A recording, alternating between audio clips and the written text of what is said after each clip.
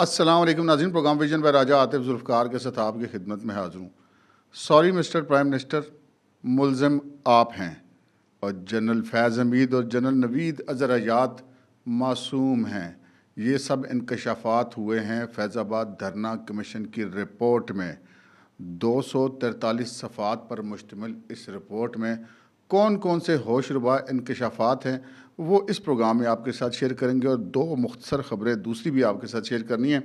तो सबसे पहले हम मेरा ख्याल है वो जो शॉर्ट वाली ख़बरें हैं वो आपके साथ शेयर कर लेते हैं। एक तो अफसोसनाक ख़बर निसफ शब को आई और वो ख़बर है पेट्रोल और डीज़ल की कीमतों में हुआ है इजाफ़ा। और वो इजाफ़ा हुआ है जनाब पेट्रोल में तकरीबन 4.5 रुपये यानी कि 4 रुपये 53 पैसे फ़ी लीटर इजाफ़ा किया गया है और नई कीमत जो है उसकी अब 293.94 यानी कि तो ये 294 ही समझ लें आप। और डीज़ल की कीमत में बड़ा इजाफा हुआ है, 8 रुपये 14 पैसे फ़ी लीटर का इजाफा हुआ है और नई कीमत उसकी हो गई है 290 रुपये 38 पैसे। ये आपको पता है कि हर 15 दिन के बाद पेट्रोल की कीमतों में रद्द-बदल होता है। और जो ताज़ा तरीन सूरत हाल है मिडल ईस्ट की, ईरान और इसराइल वाला जो कॉन्फ्लिक्ट है उसके बीच में मुझे लगता है कि ये पेट्रोल इंटरनेशनली और ज़्यादा महंगा होगा। तो फ़िलहाल किसी अच्छी ख़बर की तवक्को इस फील्ड से हमें नहीं है। अच्छा, एक अच्छी ख़बर आई लेकिन उस अच्छी ख़बर को जो है ना वो ऐसा उसका तवा लगाया जा रहा है कि जैसे कोई बड़ा ना गलत काम हो गया। अच्छी खबर ये आई कि मरीम नवाज़ शरीफ जो वज़ीर आला पंजाब हैं उन्होंने जनाब हुक्म दिया कि जो रोटी 20 रुपये की मिलती थी पतीली रोटी वो अब 16 रुपये की होगी। अच्छा, उन्होंने हुक्म जारी कर दिया, वो नोटिफिकेशन चला गया तमाम डिप्टी कमिश्नर्स के पास और डिप्टी कमिश्नर्स ने उसके ऊपर अमल दरामद के लिए जो अपना उनका इंतज़ामिया का तरीक़ाकार होता है वो उस पर जो है वो अमल करेंगे। लेकिन अफ़सोस मुझे किस बात पे हुआ? अफ़सोस मुझे इस बात पे हुआ कि जब से ये नोटिफिकेशन आया है तब से एक हल्ला मचा हुआ है। आप अगर जाके अकाउंट्स देखें तो वो जितने जो सहाफ़ी भी हैं वो वही हैं जो यूथिया वायरस से इन्फेक्टेड हैं। वो बहाने बना बना के देखें जी जुल्म हो गया है, मरीम नवाज़ शरीफ ने जो है वो रोटी सस्ती करने का एक जबरी हुक्म जारी कर दिया है। अच्छा, फिर नानबाई एसोसिएशन के जो सदर हैं उनके ख़िलाफ़ एक मुकदमा दर्ज हो गया उसके ऊपर, और देखें जी ये जबर हो रहा है, ये रियासत जबर से रोटी सस्ती करवा रही है। बिल्कुल जबर नहीं हो रहा जनाब। मैं अभी आपको बताता हूँ उसकी दो वजूहत हैं। पहली बात यह है कि ना वज़ीर आला पंजाब इतनी बेवकूफ़ है और ना ही उनकी काबीना या इंतज़ामिया या उनके मशीरान कि वो ज़ेर दफ़ा तो उन्होंने 52 डंडा दे के कहें जी रोटी सस्ती कर दो। उन्होंने किया आटे का एक थैला जो 20 किलो का है उसके ऊपर 500 रुपये कम किए हैं। 500 रुपये इकट्ठे एक थैले पर कम करना कोई खाला जी का घर नहीं है। अगली ने पहले वो काम किया है, उसके बाद उसने कहा भाई जी अब आप रोटी सस्ती करें। तो अब नानबाई एसोसिएशन अगर ये कहती है कि हम नहीं करते, भैया आपको आटा सस्ता मिलेगा तो आप रोटी क्यों नहीं सस्ती करेंगे? यही आटा अगर 500 रुपया बढ़ा दिया जाए तो आपने रोटी की कीमत में 5 या 10 रुपये का इजाफा कर देना था। अगर वो 500 रुपया कम हुआ है तो उसका फिर पब्लिक को भी तो उसका रिलीफ मिलना चाहिए ना। अच्छा, अब यहाँ पे क्या है? यहाँ पे अब हो रही है बदमाशी। बदमाशी ये है कि जनाब शफीक कुरैशी साहब हैं, सदर हैं आल पाकिस्तान नान बाई एसोसिएशन के। उन्होंने एक वीडियो बयान जारी किया और उसमें उन्होंने बाकायदा थ्रेड किया हुकूमत को कि जनाब तमाम नान भाइयों से मैं कहता हूँ कि कोई कम नहीं करेगा और पंजाब में हमारी जितनी तंजीमें वो बैठी हैं और जो हुकूमत जिस तरह के हमारे साथ सलूक करेगी उनको उसी तरह का जवाब दिया जाएगा। तो ठीक हो ना, फिर वो थाना बन्नी रावलपिंडी ने दे दिया पर्चा। आप अगर 500 रुपया कम होने के बावजूद आप इतने ताकतवर हैं कि आप कहते हैं कि नहीं हमने गरीब के मुंह में रोटी सस्ती जाने देनी। यही मकसद है ना। या तो आप कहना कि हम नहीं कम करते जी, हमें कम कीमत कबूल नहीं है आटे की, आप वो भी ना लें। आटा आप सस्ता लेना चाहते हैं, रोटी आप महंगी देना चाहते हैं, तो ये काम तो नहीं होता ना कि अब एक चीज़ अगर सस्ती हुई है तो उसको सस्ता भी करो। महंगाई में तो आप फ़ौरन कर देते हैं, फिर ऊपर से आप तड़ियाँ भी लगा रहे हैं। तो एक मुकदमा दर्ज हुआ जी थाना बन्नी रावलपिंडी में और वो हेड कांस्टेबल हैं जी रिजवान ज़फ़र, उनकी मुद्दत में। और ये मुकदमा नंबर 570/2024 है, थाना बन्नी रावलपिंडी में हुआ है। ये इसका मुलजिम जो है शफीक कुरैशी, सदर आल पाकिस्तान नान बाई एसोसिएशन। और उन्होंने कहा जनाब पंजाब की हम तंजीमें मुतरक कर रहे हैं और जैसा हमसे सलूक किया जाएगा वैसे ही हम जवाब देंगे। मैं सच्ची बात है जी, आपको मुझे नहीं पता आपको मेरी बात अच्छी लगी है या बुरी लगती है। आटे के थैले के ऊपर 500 रुपये अगर बढ़ जाता तो मैं आपसे शर्त लगाता हूँ कि उन्होंने रोटी की कीमत में 5 रुपये नहीं 10 रुपये का इजाफा करना था। लेकिन जब 500 रुपये कम हुआ भाई जी, तो इस मामले के ऊपर जो है ना वो मतलब ये तो बदमाशी है ना कि हम नहीं करते काम। तो फिर हुकूमत के साथ, सरकार के साथ तो बदमाशी नहीं चलती ना। तो ये अब देखते हैं क्या होता है। ये ज़्यादा से ज़्यादा ये करेंगे ना, हड़ताल कर देंगे। देखते हैं हड़ताल का इनका क्या नतीजा निकलता है। इसके अलावा ये क्या कर लेंगे। जब कुछ ज़बरदस्ती सिर्फ डंडा सर्विस के तहत तो रोटी नहीं कम कराई जा रही। खैर जी, आते हैं हम अपनी असल ख़बर की तरफ। असल ख़बर ये है कि आपके इल्म में है कि जस्टिस काजी फ़ाइज़ शाह के अदालत में वो केस चला, फैज़ाबाद धरने वाला। फैज़ाबाद धरना अमल दरामद केस था जो 2017 में जस्टिस काजी फ़ाइज़ शाह ने बतौर जज सुप्रीम कोर्ट जो अहकामात जारी किए थे उनके ऊपर अमल नहीं हुआ था। उस पर अमल दरामद के लिए एक कमीशन बनाया गया। कमीशन 3 रुकनी था। उसमें तीनों जो हैं वो 2 रिटायर्ड IG साहिबान और एक सर्विंग अफसर है। उनके पास ये इख्तियार था कि वो इसके सारे मामले की तफ्तीश करें कमीशन की और उसके बाद रिपोर्ट पेश करें जनाब। तो आ गई है भाई जी रिपोर्ट। 243 सफ़ात पर मुश्तमिल ये रिपोर्ट है और ये स्टोरी ब्रेक की जी, क्रेडिट बंदे को देना चाहिए। स्टोरी ब्रेक किए है हमारे आपके सबके दोस्त एजाज़ सैयद साहब ने।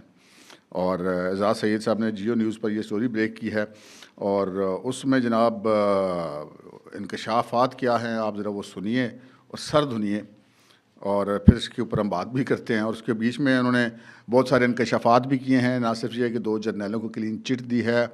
मौजूदा वज़ीर-ए-आज़म जो उस वक़्त पंजाब हुकूमत के सरबराह थे उनके ऊपर ज़िम्मेदारी आयद की गई है। एक IG को मिसकंडक्ट का मुर्तकिब करार दिया है और बहुत सारी सिफारिशात भी पेश की हैं। स्टोरी को यूँ है कि जनाब ये कमीशन ने उस वक़्त के मुज़ाहिरीन के साथ तहरीरी मुआहदा करने वाले ISI के साबिक जो हैं वो DGC, उस वक्त वो DGC थे, बाद में वो DG ISI बन गए थे, लेफ्टिनेंट जनरल रिटायर्ड फैज़ हमीद और धरना ख़त्म होने पर मुज़ाहिरीन में पैसे तकसीम करते वीडियो में दिखाए देने वाले उस वक्त के DG rangers Punjab major general Naveed Azhar Hayat को क्लीन चिट दे दी है और कहा है कि साबिक DG ISI फैज़ हमीद को सिक्योरिटी इस्टेब्लिशमेंट की तरफ से मुसालहत कार के तौर पर मुआहदा दस्तखत करना था क्योंकि इनके पास इस वक्त के ISI चीफ़ और आर्मी चीफ़ की इजाज़त मौजूद थी। यानी कि फैज़ हमीद ने जो कुछ किया वो उस वक्त के ISI चीफ़ और उस वक्त के आर्मी चीफ़ की इजाज़त से किया। ओके, आगे कमीशन कहता है कि जी धरने की ज़िम्मेदारी उस वक्त के जो पंजाब हुकूमत है उसके ऊपर आयद होती है। उस वक्त पंजाब, मैंने जो अर्ज़ की ना कि सॉरी वज़ीर-ए-आज़म मुल्ज़म आप हैं, वो बेसिकली मैंने इस वजह से कहा है कि उसमें उन्होंने उस ज़िम्मेदारी धरने की उस वक्त की जो हुकूमत है पंजाब की उसके ऊपर आयद की है। और उस वक्त हुकूमत थी शहबाज शरीफ वज़ीर आला पंजाब थे। अच्छा, यहाँ पे उन्होंने एक ज़रा एहतियात किया ना, थोड़ा सा लिहाज तो करना पड़ता ना, बंदा प्राइम मिनिस्टर लगा हुआ हो तो इतना तो लिहाज करना ही पड़ता है। तो ये धरने का जो कमीशन है ना जनाब, उन्होंने शहबाज शरीफ का नाम लिखने से गुरेज किया। ये हम आपको पहले क्लियर कर दें। ये कहा गया कि जी उस वक्त की पंजाब हुकूमत जिम्मेदार है, मतलब CM तो उस शहबाज शरीफ थे, आप नाम लिखें या ना लिखें मुद्दा था जनाब, तुसी पाता वज़ीर-ए-आज़म मौजूदा थे। तो इसलिए हमने कहा वज़ीर-ए-आज़म शहबाज शरीफ साहब से कि सॉरी भाई जी, मुल्ज़म आप बन रहे हैं इस कमीशन की रिपोर्ट के मुताबिक। खैर, उन्होंने ग्रेज़ किया है और कमीशन की जो उसमें ये लिखा है, कमीशन ने कहा है कि किसी भी सियासी और सरकारी शख्सियत ने किसी एजेंसी या रियासती इदारे के धरने से मुतल्लिक कोई बयान या सबूत नहीं दिया। ओके, आगे कहते हैं कि लिहाजा कमीशन धरने से किसी इदारे या रियासती एहलकार का तहरीक लबैक के धरने को मुनज़्ज़म करना साबित नहीं कर सका। कमीशन ने क्या कहता है भाई जी असी फेल हो गया। ओके, कमीशन ने मुल्क में इंटेलिजेंस के इदारों के बारे में कानून साजी की सिफारिश भी की है। बिल्कुल वाह जी वाह। फिर जनाब कमीशन आगे कहता है कि फ़ौज रियासत का मुक़द्दस इदारा है, इसे तनकीद से बचाने के लिए सिविल अमूर में मुदाखलत नहीं करना चाहिए। पहले मुक़द्दस करार दे दिया, फिर नाल ही थोड़ा जा तरला भी कर देता, यानी कि थोड़ी सी मेहनत भी करेंगे, नहीं ना करया करो। अच्छा, फिर इससे कहते हैं कि जी इससे इदारे पर अवामी एतमाद बढ़ेगा। बिल्कुल ठीक कह रहे हैं जनाब, ये बात हम एग्री करते हैं। कमीशन ने इंटरनल सिक्योरिटी के हवाले से इंटेलिजेंस ब्यूरो को लीड रोल देने की सिफारिश भी की है। आईबी को लीड रोल आईएसआई के होते हुए मिल जाए तो ये तो मुश्किल है, क्योंकि आइन और कानून के मुताबिक आईएसआई भी प्राइम मिनिस्टर को रिपोर्ट करती है बराह रास्त। अच्छा जी, फिर जबकि इस वक्त के आईजी पंजाब पुलिस आरिफ नवाज़ को कमीशन के सामने गलत बयानी पर मिसकंडक्ट का मुजाहरा करने पर तादीबी कार्रवाई का जिक्र किया गया है। अच्छा, आप देख लें कमीशन के अफसरान को, अपने जो पेटी भाई है वो रिटायर हो गया, उसके बावजूद उन्होंने कहा जी मिसकंडक्ट पे तादीबी कार्रवाई कर रहे हैं। आपने बुलाया था ना इसमें, इसी रिपोर्ट में जनरल फैज़ हमीद को भी, तो वो नहीं आए थे।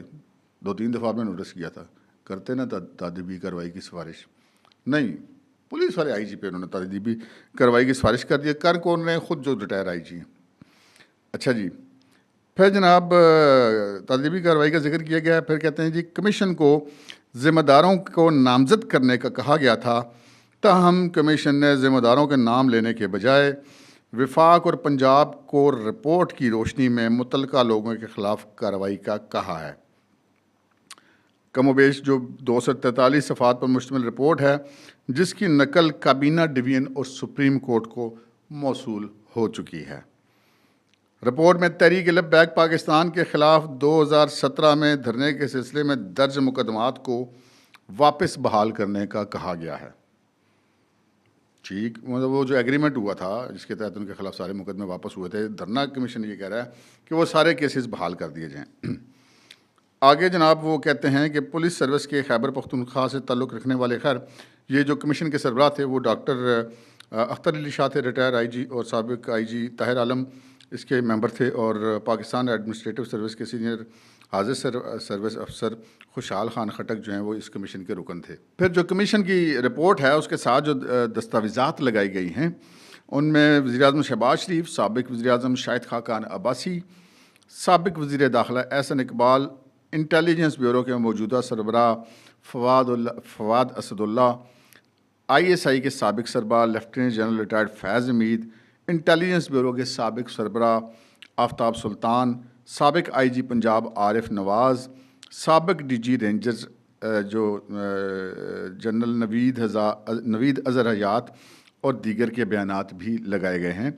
कमीशन ने अपनी रिपोर्ट में कहा है कि पंजाब हुकूमत की तरफ से वोट बैंक बचाने के लिए मुजाहिरीन के ख़िलाफ़ कार्रवाई नहीं की गई। उस वक्त पंजाब हुकूमत शहबाज शरीफ साहब उसके सरबराह थे। अच्छा जी, फिर कहते हैं कि कार्रवाई नहीं की गई जो काबिल तारीफ़ नहीं, ये ज़िम्मेदारी से इनहराफ और मिसकंडक्ट है, लिहाजा कसूरवारों के ख़िलाफ़ कार्रवाई की जाए। यानी कि मिसकंडक्ट उन्होंने हुकूमत पंजाब को भी करार दे दी, यानी कि शहबाज शरीफ साहब को और उस वक्त के IG पंजाब आरिफ नवाज़, इन दोनों को मिसकंडक्ट का मुर्तकिब करार दिया और सिफारिश कर दिया कि इनके खिलाफ़ कार्रवाई की जाए, और कसूरवार उनको करार दिया कि कसूरवारों के ख़िलाफ़ कार्रवाई की जाए। और फिर कहते हैं जी कमीशन ने कहा कि दहशत गर्दों के साथ मुआहदे नहीं होने चाहिए, बल्कि इस मसले का मुस्तकिल हल होना चाहिए। कमीशन ने सिफारिश की कि रेंजर्स और FC को वापस सरहदों पर भेजा जाए, भेज लो भाई जी, और इन्हें शहरी इलाकों में आने से रोका जाए, इन पर खर्च होने वाले वसाइल पुलिस को दिए जाएं। अब ये चूँकि ख़ुद भी 2 पुलिस अफसर थे तो उनको पुलिस को वसाइल दे दें। रेंजर्स जो है वो अगर आती है शहरों में तो वो आइन और कानून के तहत ही आती है, वो कोई मार्शल लॉ के तहत नहीं आती। सिविल इंतज़ामिया तलब कर सकती है रेंजर्स को। बहरहाल ये अफसरान को भी पता ही है जी, हमने उनको क्या बताना है। फिर कहते हैं जी कमीशन ने उस वक्त तहरीक लब्बैक या रसूल अल्लाह से माहदे को मुस्तरद किया है। कमीशन उस माहदे को मुस्तरद कर रहा है, वो जो एग्रीमेंट हुआ था ना रिटर्न, और कहा है कि ये माहदे मसले का आर्जी हल होते हैं, मुस्तकिल नहीं। कमीशन ने कहा कि इंटेलिजेंस एजेंसियों के लिए कोई तरीक़ाकार मौजूद नहीं है, लिहाजा ज़रूरी कानून साजी और रूल्स और SOPs की ज़रूरत है। कमीशन ने नेशनल एक्शन प्लान पर अमल दरामद की ज़रूरत पर जोर दिया और ये भी सिफारिश की कि सुप्रीम कोर्ट वज़ीर-ए-आज़म के इंतज़ामी इख्तियारात के बारे में फ़ैसले पर असर नो गौर करे। कमीशन ने कहा है कि फ़ेडरल हुकूमत में वफाकी सेक्रेटरी के साथ वफाकी वज़ीर को भी माली और इंतज़ामी इख्तियार दिया जाए। थोड़ी सी उन्होंने वज़रा के हक़ में भी बात कर दी है। फिर कहते हैं जी आगे वफाक में चीफ़ कमिश्नर को ख़ुद मुख्तार किया जाए। कमीशन ने दहशत गर्दों की माली मावनत को रोकने के लिए तमाम एजेंसियों को काम करने की ज़रूरत पर जोर दिया। कमीशन ने पेमरा की काउंसिल ऑफ कंप्लेंट की असर नौ तश्कील और इश्ताल अंगेज़ और पुरतशद्दुद मवाद नशर करने वाले टीवी चैनल्स का लाइसेंस 6 माह के लिए मुअत्तल करके इनसे 1 से 5 करोड़ तक का जुर्माना लेने का कहा गया है। ये भी उन्होंने कह दिया, मीडिया वाले मानते जनाब। अच्छा, कमीशन ने इस्लामाबाद रावलपिंडी में एहतजाजों से निमटने के लिए एक मुश्तरका मखसूस फोर्स के क़याम की सिफारिश भी की है, जिसमें 21 साल से के नौजवानों को 40 साल की उम्र तक के लिए भर्ती करने का कहा गया है और कहा गया है कि उसके बाद उन्हें दूसरे पुलिस इदारों में ट्रांसफ़र किया जाए। कमीशन में साबिक चेयरमैन पैमरा अबसार आलम के अलावा किसी भी सियासी और सरकारी शख्सियत ने उस वक्त फैज़ हमीद के ख़िलाफ़ बयान नहीं दिया। यानी कि अबसार आलम साहब जो हैं वो अपने मौक़िफ़ पे कायम हैं, बाकी सारे उन्होंने दौड़ लगा दिए। किस्सा मुख्तसर ही है। इस वक्त पंजाब के वज़ीर दाखिला राना सनाउल्लाह कमीशन की तरफ से तलब किए जाने के बावजूद कमीशन में हाज़िर नहीं हुए। वज़ीर आज़म शहबाज शरीफ और साबिक DGISI ने अपने तहरीरी बयान कमीशन को दिए। यानी कि जो शहबाज शरीफ साहब हैं और फैज़ हमीद साहब हैं वो पेश नहीं हुए, उन्होंने अपने तहरीरी बयान दिए हैं कमीशन को। उस वक्त मुज़ाहिरीन में पैसे तकसीम करने वाले मेजर जनरल और DG रेंजर्स नवीद अज़हर याद ने कहा है, कमीशन के सामने कहा है कि उन्होंने मुज़ाहिरीन को अपना सामान थानों से लाने और वापस घर जाने के लिए तरस खाकर जेब से पैसे दिए थे। बहुत यानी कि खुदा तरस शख्सियत पाए गए हैं जनरल नवीद याद साहब, और ये पैसे इन्हें किसी इदारे या एजेंसी की तरफ से नहीं दिए गए थे। बड़े अमीर आदमी है जी जनरल साहब, हो सकता हो अपनी जेब से दे सकते हों तो उन्होंने दिए हों, लेकिन बहरहाल एक इतने ज़्यादा मुजाहिरीन को पैसे देना। वैसे उन्होंने अपने बयान में ये कहा था कि मैंने दर्जन या 1.5 दर्जन लोगों को पैसे दिए थे, लेकिन बहरहाल मेरे ख्याल में वो ज़्यादा ही थे, क्योंकि उस वक्त तो उसकी वीडियोस वगैरह भी चली थी, सब लोगों ने देखी थी। तो सवाल ये पैदा होता है कि ये कमीशन की रिपोर्ट तो आ गई जिसमें दोनों जर्नैल हो गए बेगुनाह। उस वक़्त के जो हुकूमत पंजाब थी उसके सरबाद शहबाज शरीफ साहब और जो उस वक्त के IG पंजाब थे आरिफ नवाज़, उनके आरिफ नवाज़ को मिसकंडक्ट पे और उनको जो है वो दोनों को मिसकंडक्ट पे ऑलमोस्ट उनके ख़िलाफ़ कार्रवाई करने की सिफारिश कर दी गई है। और बाकी उन्होंने सिफारिशात दी हैं भी दोनों जो पिंडी और इस्लामाबाद की एक मुश्तरका फ़ोर्स बनाई जाए। यार एक वफाक है, एक सूबा है, मुश्तरका फ़ोर्स की कमान कौन करेगा? ये टेक्निकल मसला तो रहेगा। खैर इस सिलसिले में कानून साजी की जा सकती है। बाकी जो उन्होंने सिफारिशात की हैं वो सिफारिशात हैं जो आप किसी जगह पे कोई मॉरल किस्म का लेक्चर दे रहे हों तो बहुत अच्छी लगती हैं। अमली सूरत हाल ये है कि भाई साहब कमीशन ना तो किसी को बुला सका, ना जनरल फैज़ को बुला सका, ना राना सनाउल्लाह को बुला सका, ठीक है। और राना सनाउल्लाह के ख़िलाफ़ भी कार्रवाई की उन्होंने कोई जिक्र नहीं किया, और जनरल फैज़ और जनरल नवीद अज़हर याद इन दोनों को तो उन्होंने मतलब बेगुनाह करार दे दी कि जी उन्होंने तो जो कुछ भी किया था उस वक्त के ISI चीफ या DGISI के कहने पे किया या आर्मी चीफ के कहने पे किया, और मेजर जनरल साहब ने जो अपनी जेब से पैसे दिए तो इनको तो मिल गई क्लीन चिट।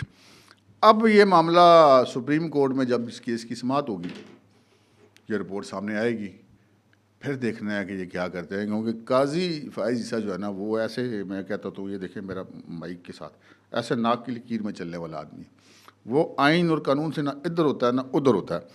अलबत्ता एक सवाल अभी भी अपनी जगह पे मौजूद रहेगा कि जो जस्टिस काजी फ़ाइज़ ईसा ने उस वक़्त फ़ैसला दिया था, उस फैसले पर अमल दरामद क्यों नहीं हुआ? क्योंकि उसमें जो है वो उन्होंने ज़िम्मेदार भी करार दिया था उस वक्त के इन अफसरान को, तो वो अपनी जगह पे मौजूद है। क्योंकि ये इस कमीशन के पास ये इख्तियार तो नहीं है कि वो उस वक्त के सुप्रीम कोर्ट के आर्डर को नल एंड वाइड कर देता, ताज़ा सिफारिशात दे सकता है। तो अब जनाब ये बॉल है प्राइम मिनिस्टर शहबाज शरीफ के हवाले से काजी फ़ाइज़ ईसा की कोर्ट में, क्योंकि कमीशन पे अगर जाए तो फिर तो शहबाज शरीफ साहब और आरिफ नवाज़ के ख़िलाफ़ ही कार्रवाई बनती है। और बाकी अब जस्टिस काजी फ़ाइज़ ईसा देखते हैं कि इस रिपोर्ट के ऊपर क्या होगी। ये रिपोर्ट सुप्रीम कोर्ट में आएगी, काजी साहब के सामने पेश होगी, पूरा बेंच देखेगा, फिर वकला बात करेंगे, अटॉर्नी जनरल बात करेंगे, देखते हैं क्या नतीजा निकलता है। बहरहाल एक अहम तरीन एक्सक्लूसिव स्टोरी थी, हमने कहा आपके साथ शेयर कर लें। अब तक के लिए इतना ही, इजाज़त दीजिए, अल्लाह हाफ़िज़।